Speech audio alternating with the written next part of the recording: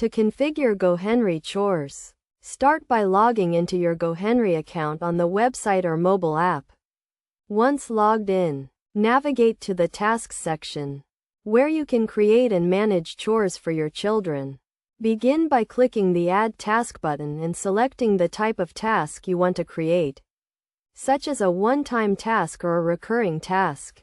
Choose the child who will be completing the task and assign a specific chore, like cleaning their room or taking out the trash.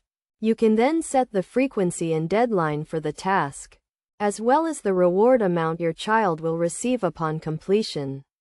It is essential to set clear expectations and deadlines to help your child stay on track.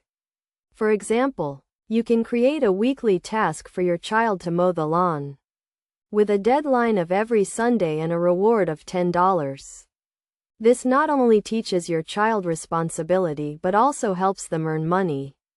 To make the most out of GoHenry Chores, establish a routine and stick to it. Consistency is key when teaching children the value of hard work and money management.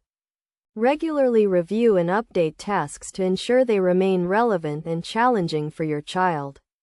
You can also use the GoHenry app to track your child's progress and provide feedback, helping them develop a strong work ethic and financial literacy.